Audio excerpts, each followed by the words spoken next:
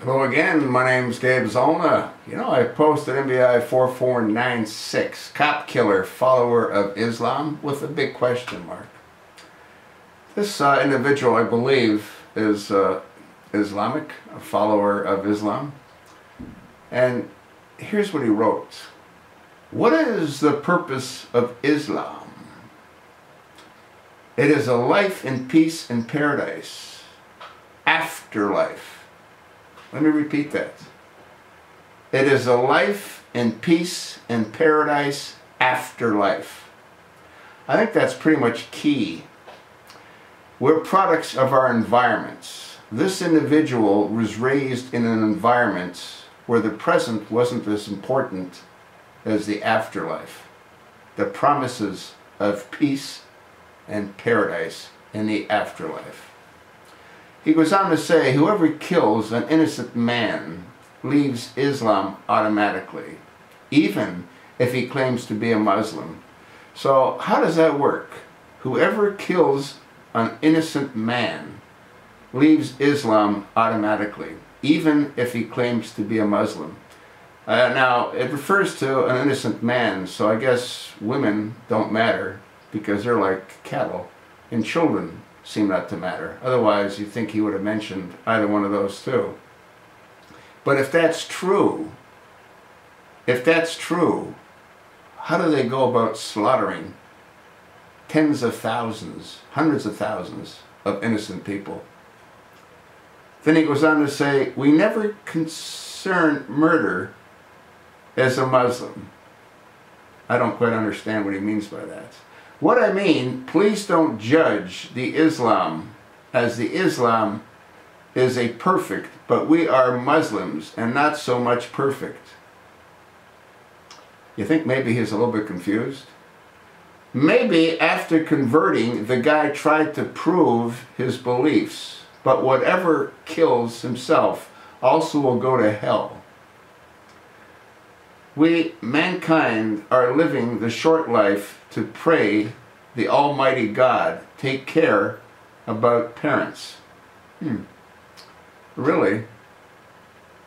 Interesting. Again, we're products of our environment. It sounds like they're taught and trained to look after their parents, which is really how it should be.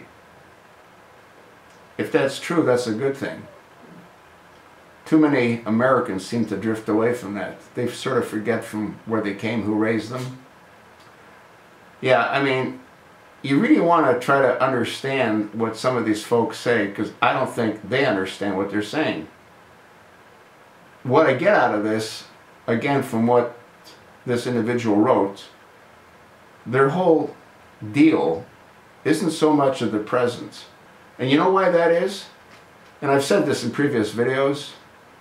Far too many of them subside on pretty much next to nothing. Ask yourself a question. What do they eat? Living in the conditions that they live in, they scrape out an existence. So, for the most part, the majority of them have a horrific, miserable existence. So, what the prophet did is he keyed in on this.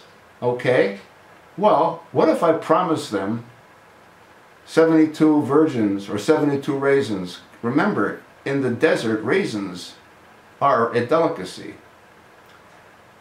So if what they have to look forward to isn't the present, but the afterlife, which is what this person says, they all hang on the fact that as miserable as their life might be, paradise awaits them. And then the prophet added another caveat. And what he did is he assured them a passport to this wonderful world of afterlife. All they have to do is commit jihad. And that's slaughtering innocents, people that are not followers of his perverted cult. Does this make any sense? Sure makes a hell of a lot of sense to me.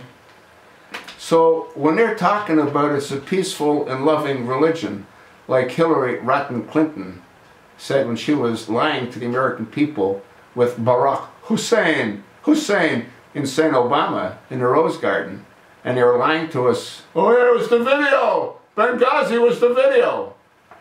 What did she say? She said Islam is a peaceful and loving religion, which she might have left off. Well, not might have, she obviously left off. She's referring to the afterlife.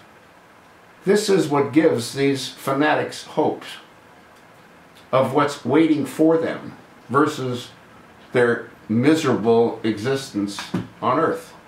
And the majority of them live a miserable existence.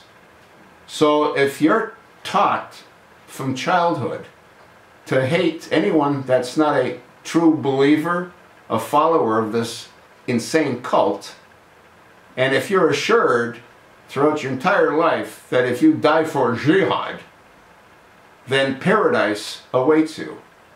72 virgins await you. Or 72 raisins. Either way, it's a win. I really believe that's what they're taught. And there's no doubt that we are all products of our environments. If you were brought up with loving, quote-unquote, normal parents in a normal household, you'd be what people consider to be normal. If you're brought up in an abusive household, where all you see is your mother being beaten or your father beating you, you're going to do the same thing. It's human nature. We pass off all of our traits, good, bad, and indifferent. I want to thank this particular individual for sharing his thoughts, as twisted and as confused as they appear to be, because what he really wrote, again, makes very little sense, other than the fact that their whole deal, their whole belief, their whole focus isn't on the present. It's on the afterlife and what they need to do to assure themselves that they reach the afterlife. And that's where jihad comes in. Pretty interesting, is it not? I sort of told you what I think. Let me know what you think.